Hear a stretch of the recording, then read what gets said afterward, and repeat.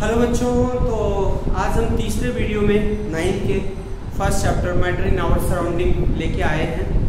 तो आज हम इसमें कुछ बहुत ही इंपॉर्टेंट और इंटरेस्टिंग टॉपिक डिस्कस करेंगे, जैसे डिफ्यूजन। क्या डिस्कस करेंगे आज? Diffusion.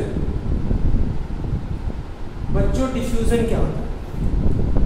The intermixing of two or more substance is known as क्या होगा? Diffusion. The intermixing of two or more substance is known as diffusion. Diffusion किस पर डिपेंड करता है? एक दूसरे का मिक्स होना क्या होता है? डिफ्यूजन। तो यहाँ पे ध्यान रखिएगा, या ऐसे भी बोल सकते हैं, the flow of substance from higher concentration to lower concentration is called diffusion. ये भी एक डेफिनेशन है डिफ्यूजन की। किसी भी सब्सटेंस का हायर कंसेंट्रेशन से लोअर कंसेंट्रेशन की तरफ मूव करना। जैसे फ्रैग्रेंस स्टिक का जो फ्रैग्रेंस है वो स्प्रेड होता है, ठीक है ना? क्या होता है? हायर कंसेंट्रेशन से क्या? Lower concentration. या you can say that it is mixing air में मिक्स हो गया और एयर के साथ क्या होता है? दूर तक चला जाता है। अब ये बताइए, जो डिफ्यूजन होता है, मैंने क्या बोला इसके बारे में? Intermixing of substance. Intermixing of substances. जैसे दो गैस सिलेंडर एक दूसरे को क्या कर दिया, उनको किसी कनेक्टर से जोड़ दिया, तो गैसेस एक दूसरे में क्या हो जाएंगे? मिक्स। क्या हो जाएंगे? इसी को डिफ्यूजन बोलते हैं। जैसे आप कोई कलर पार्टिकल लिया, वाटर में डाल दिया, after some times you will be observe that whole solution become coloured, ठीक है ना? तो by the process, how it is possible? By the process of diffusion. By the process of diffusion. तो मैं एक चीज बताऊं कि डिफ्यूजन डिपेंड किस पर करता है? Diffusion is directly proportional to the temperature. Diffusion is directly proportional to किसके होगा? Temperature. Means with increasing the temperature, diffusion increases. जैसे जैसे टेम्परेचर आप बढ़ाएंगे वैसे वैसे डिफ्यूजन क्या होगा? आपका इंक्रीज होगा। ध्यान रखिएगा, टेम्परेचर बढ़ाने के साथ डिफ्यूजन क्या होगा? बढ़ेगा, ठीक है ना? इसलिए हॉट सीजनिंग फूड की जो फ्रेगनेंस होती है वो दूर तक पहुंच जाती है। हमारे पड़ोसी के घर में क्या बन रहा हमें पता लगता है। समझिए मेरी बात? कैसे? Bye the process of diffusion. वहां से जो उसकी फ्रेगनेंस है विंडो के थ्रू हमारे घर में भी आ जाती है। ओके, तो डिफ्यूजन टेम्परेचर बढ़ाने से क्या होता है? बढ़ता है, ठीक है ना?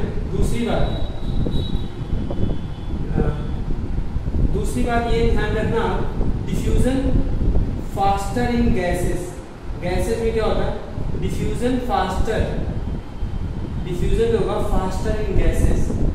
फास्टर इन गैसेस में डिफ्यूजन फास्टर होता है। लिक्विड में क्या होता है? उससे कम होता है। सॉलिड में डिफ्यूजन क्या होता है? सबसे कम होता है। सॉलिड में डिफ्यूजन क्या होता है? सबसे कम होता है, ठीक है ना? तो आपने देखिए, टेम्परेचर बढ़ाते हैं तो मॉलिक्यूल की काइनेटिक एनर्जी बढ़ती है, तो वो क्या करते हैं? फास्टर मूव करते हैं। क्या करते हैं? फास्टर मूव करते हैं। तो डिफ्यूजन क्या हुआ? पार्टिकल्स का एक कैरेक्टरिस्टिक्स, जो कौन सी कैरेक्टरिस्टिक्स है? Particles of matter continuously moving. तो मूव करने की वजह से तो डिफ्यूज हो रहे हैं। Particle of matter continuously moving, इसलिए डिफ्यूजन एक स्पेसिफिक टॉपिक होता है, इसको पढ़ के रखिएगा। डिफ्यूज होना मतलब इंटरमिक्स होना।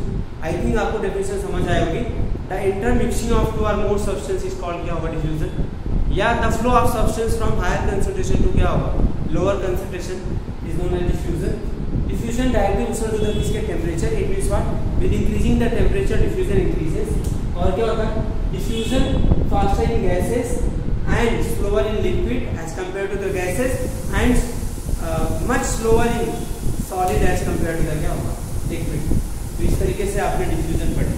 अब डिफ्यूजन के बाद एक चीज क्या होगा? Temperature and measurement of temperature. क्योंकि हम जो आगे पढ़ने वाले हैं ना, तो उसमें टेम्परेचर का काम आएगा।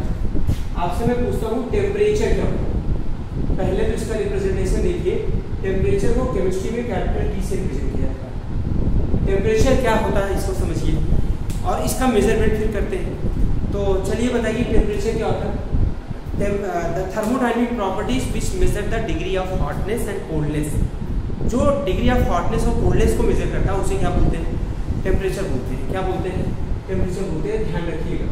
आइए क्या मेजर करता है? Degree of hotness and coldness. ठीक है ना, मतलब कोई ऑब्जेक्ट कितना कोल्ड है कितना हॉट है वो उसका क्या होता है टेम्परेचर होता है। इसकी एसआई यूनिट क्या होता है, इसका एसआई यूनिट होता है केल्विन। इसका एसआई यूनिट क्या होता है, केल्विन मीन्स के। इसका एसआई यूनिट क्या होता है, केल्विन मीन्स क्या होगा आपका के, ध्यान रखिएगा, ठीक है ना। एसआई यूनिट आपका होगा केल्विन, ठीक है बच्चों। तो अगर हम बात करें अदर यूनिट, कुछ और भी यूनिट होती है। अदर यूनिट आपका डिग्री सेल्सियस और डिग्री फ़ारेनहाइट, इसको क्या पढ़ते हैं, डिग्री सेल्सियस, डिग्री सेल्सियस, या इसको डिग्री सेंटीग्रेड भी। और ये क्या, what is this, this is the degree Fahrenheit, degree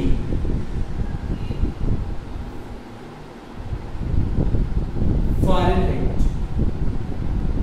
दो होते हैं, याद रखिए, डिग्री सेल्सियस या डिग्री सेंटीग्रेड भी बोलते हैं। क्या बोलते हैं इसमें, सेल्सियस, सेल्सियस या डिग्री फ़ारेनहाइट बोलते हैं। These can be convert into each other, एक दूसरे में क्या होते हैं, कन्वर्ट होते हैं। क्या होते हैं, कन्वर्ट कर सकते हैं।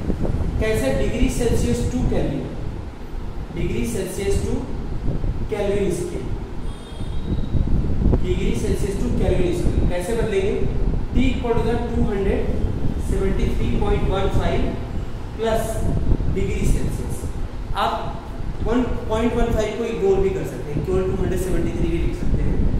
तो जैसे मैंने कहा कि 25 डिग्री सेल्सियस को क्या करिए, कन्वर्ट करिए केल्विन में, तो क्या होगा 273.15 प्लस 25, तो क्या हो जाएगा 298.15 केल्विन। तो इस तरीके से दूसरा फार्मूला है बच्चों, डिग्री सेल्सियस को किसमें कन्वर्ट करना, degree Celsius, degree Celsius to क्या होगा, degree Fahrenheit, degree Celsius to degree Fahrenheit. कैसे कन्वर्ट करेंगे इसको, degree Fahrenheit equal to 9/5 into degree Celsius plus 32, ये फॉर्मूला यूज होता है। तो इसका एसआई यूनिट केल्विन में होता है। डिग्री सेल्सियस और भी मेजर करते हैं हम इसको, डिग्री सेल्सियस और डिग्री फ़ारेनहाइट में। और इनका कन्वर्जन के लिए फॉर्मूला है, प्लीज बी रिमेंबर, याद रखिएगा। जो बच्चे 9th में उनके लिए काफ़ी क्या होगा, हेल्पफुल होगा, ठीक है ना। नाउ टेम्परेचर मेजर कैसे करते हैं बच्चों, टेम्परेचर मेजरमेंट। तो thermometer is device which is measured the temperature. तो थर्मामीटर दो टाइप्स के होते हैं, one is the clinical thermometer and other is the laboratory thermometer. तो clinical thermometer gauges in the degree Fahrenheit while laboratory thermometers in the degree Celsius, ठीक है बच्चों। Now बच्चों अब अगला टॉपिक आपको पढ़ाते हैं इसमें,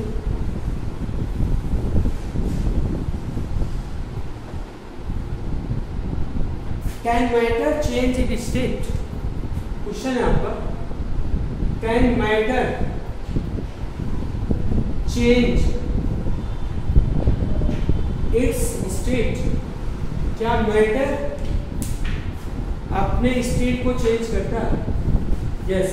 तो कैसे, by changing pressure and temperature matter can change it's state. आपने देखा होगा अगर वाटर को टेम्परेचर क्या करते हैं, कम करते हैं, तो क्या हो जाएगा, किसमें चेंज हो जाएगा, लिक्विड से किसमें चेंज हो जाएगा, सॉलिड्स, मतलब आइस में चेंज हो जाएगा।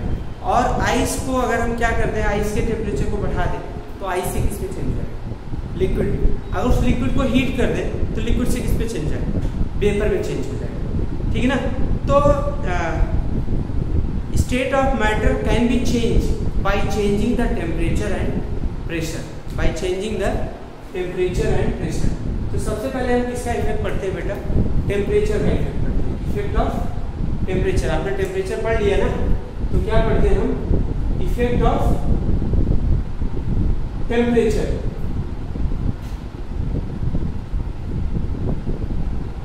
तो क्या करते हैं हम, क्या लेते हैं, आइस लेते हैं, अब उसको हीट करते हैं, क्या करते लेकर के उसको हीट करते हैं। तो हीट करने से क्या होगी, उसकी काइनेटिक एनर्जी बढ़ेगी, ठीक है ना। और वो आइस क्या होगा, मेल्ट होगा। किसमें? आइस किसमें मेल्ट होगा? लिक्विड में मेल्ट होगा। किसमें मेल्ट होगा? लिक्विड में मेल्ट होगा, ठीक है ना। तो फिर और टेम्परेचर ऐसे रेज करते रहे, बढ़ाते रहे, तो लिक्विड किसमें चेंज हो जाएगा? वेपर में चेंज हो जाएगा। तो ध्यान रखिएगा, with increasing the temperature solid change into liquid, liquid change into gases. But one things you have to point out कि during the change of state, during the change of state मतलब जब state बदल रहा हो, means जब solid से किस में बदल रहा हो? लिक्विड में बदल रहा हो, टेम्परेचर रिमेन कांस्टेंट। तो टेम्परेचर उस समय जो हीट देते हैं हम, वो कहाँ जाता है? वो हीट उस सिस्टम में लैटेंट हीट के फॉर्म में रहता है। किसके फॉर्म में रहता है? लैटेंट हीट के फॉर्म में रहता है। तो जैसे कोई सॉलिड लिक्विड में मेल्ट हो रहा, तो उसका टेम्परेचर तब तक नहीं बढ़ेगा, आप उसको हीट कर रहे हैं। देखिए, जैसे हमने एक बीकर लिया बच्चों, इस बीकर में हमने क्या रख दिया? आइस, और इसमें हमने क्या रख दिया? थर्मामीटर रख दिया। ध्यान से समझिए, क्या रख दिया? थर्मामीटर रख दिया। और यहाँ पे हमने क्या कर दिया? बर्नर लगा दिया। क्या लगा दिया? यहाँ पे हमने बर्नर लगा दिया, ठीक है। ये आपका ट्राइपॉड है और यहाँ पे लगा हुआ बर्नर, ओके। तो हीट होगा। अब हम इसके थर्मामीटर के टेम्परेचर को देखें। आपको पता है आइस का जो मेल्टिंग पॉइंट होता है, मेल्टिंग पॉइंट ऑफ आइस कितना होता है? 0 डिग्री सेल्सियस। कितना होता है? 0 डिग्री सेल्सियस। तो आप इस थर्मामीटर में टेम्परेचर कितना ऑब्जर्व करेंगे? 0 डिग्री सेल्सियस। अब इसको हमने हीट करना शुरू किया, तो आइस मेल्ट होना शुरू हुई, लेकिन इस थर्मामीटर का टेम्परेचर नहीं बढ़ रहा। कब तक नहीं बढ़ेगा? जब तक कि सारी आइस क्या हो जाएगी? लिक्विड में नहीं चेंज हो जाएगी। जब तक कि सारी आइस क्या हो जाएगी? लिक्विड में चेंज नहीं हो जाएगी, तब तक इसका टेम्परेचर नहीं बढ़ेगा। इस समय जो हीट दे रहे हैं इसको, वो कहाँ जा रहा है? वो लैटेंट हीट के फॉर्म में। क्या है? लैटेंट हीट के फॉर्म में। तो उस लैटेंट हीट को क्या बोलते हैं हम? Latent heat of fusion. क्या बोलते हैं? Latent heat of fusion. तो बच्चों इसकी डेफिनेशन क्या है? The amount of heat required change to 1 kg of solid into liquid at atmospheric pressure called latent heat of fusion। इसकी डेफिनेशन एग्जाम में बहुत पूछा जाता है। latent heat मतलब हिडन हीट। देखिए, जब आपने टेम्परेचर यहाँ से कंटिन्यूसली हीट कर रहे हैं, लेकिन आइस जब तक पूरा नहीं मेल्ट हो गया, तब तक क्या हो गया? तब तक उसका टेम्परेचर थर्मोमीटर में टेम्परेचर बढ़ना नहीं शुरू हो। जैसे ही सारी आइस लिक्विड में चेंज हो गई, तो आप ऑब्जर्व करेंगे थर्मोमीटर का टेम्परेचर बढ़ना शुरू हो गया, ठीक है ना। कब तक बढ़ेगा? अब जब तक कि क्या हो जाएगा? उसका वेपराइजेशन नहीं चालू हो जाएगा। अब ये देखिए, ये लिक्विड में हो गया, तो 100 डिग्री सेल्सियस तक क्या होगा? इसका टेम्परेचर बढ़ेगा। 100 डिग्री सेल्सियस पर जाके फिर रुक जाएगा। टेम्परेचर तब तक बढ़ेगा नहीं, तब तक कि जब तक सारा लिक्विड किसमें नहीं चेंज हो जाए? गैस में नहीं चेंज हो जाता। तो उस समय क्या होगा? उसको क्या बोलेंगे? Latent heat of vaporisation. क्या बोलेंगे? Latent heat of vaporisation. जब ये लिक्विड में चेंज हो गया, सारा ये आइस लिक्विड में चेंज हो गया, अब इसका धीरे धीरे टेम्परेचर बढ़ना शुरू होगा। थर्मोमीटर में आपको टेम्परेचर बढ़ता हुआ दिखाई पड़ेगा। तो 0 से पहले 1 2 3 4 ऐसे कहाँ तक हो जाएगा? 100 तक। क्योंकि वाटर का जो बॉइलिंग पॉइंट होता है, वाटर का जो बॉइलिंग पॉइंट होता है, बॉइलिंग पॉइंट वाटर का 100 डिग्री सेल्सियस होता है। अभी हम आपको बॉइलिंग पॉइंट डिफाइन करेंगे और मेल्टिंग पॉइंट। वाटर का जो बॉइलिंग पॉइंट होता है 100 डिग्री सेल्सियस होता है। जब 100 डिग्री सेल्सियस हो जाएगा, फिर से थर्मामीटर में टेम्परेचर बढ़ना बंद हो जाएगा। क्यों? उस समय क्या होगा? लिक्विड किसमें शुरू हो जाता है बदलना? वेपर में। और इसका टेम्परेचर तब तक नहीं बढ़ेगा जब तक कि सारा लिक्विड क्या हो जाएगा? वेपर में नहीं बदल जाएगा। तो जब भी स्टेट चेंज होता है, स्टेट का मतलब कोई सॉलिड से लिक्विड में बदल रहा हो या लिक्विड से किस में बदल रहा हो? गैस में बदल रहा हो, तो उसका टेम्परेचर चेंज नहीं होगा। तो during phase transformation temperature remain constant, और उस समय heat supply to the system present in the form of latent heat. तो during the fusion means melting, जब सॉलिड लिक्विड में मेल्ट हो रहा हो, heat present in the form of latent heat of fusion. और during boiling heat present in the form of latent heat of vaporization। उसे क्या बोलते हैं? latent heat of vaporization। तो अगर इसको लैटेंट हीट ऑफ वेपराइजेशन को डिफाइन करें बच्चों तो क्या होगा, the amount of heat required to change 1 kilogram of liquid into vapour at atmospheric pressure is known as latent heat of vaporisation. अब आपको बताते हैं melting point, the temperature at which solid start melting called melting point. दूसरी definition क्या है, the temperature at which solid and liquid are in equilibrium called melting point. ऐसे आपका boiling point, the temperature at which liquid start boiling called boiling point. या इसको हम कह सकते हैं the temperature at which liquid and vapour, the temperature at which vapour pressure of liquid become atmospheric pressure. तो अभी आप 9th में है तो आप ऐसा बोलिए, the temperature at which liquid start boiling called boiling point, the temperature at which liquid solid start melting called क्या होगा, मेल्टिंग पॉइंट। ठीक है ना, तो ये ध्यान रखना। तो जब आप टेम्परेचर बढ़ाते हैं तो क्या होगा, सॉलिड लिक्विड से किसमें चेंज होगा, गैस में। सॉलिड जो है सॉलिड से लिक्विड में चेंज होगा, लिक्विड जो है किसमें चेंज होगा, गैस में। और जब टेम्परेचर कम करेंगे तो गैस किसमें चेंज होगा, लिक्विड में, और लिक्विड किसमें चेंज होगा, सॉलिड में। तो इफेक्ट ऑफ टेम्परेचर आज मैंने डिस्कस किया।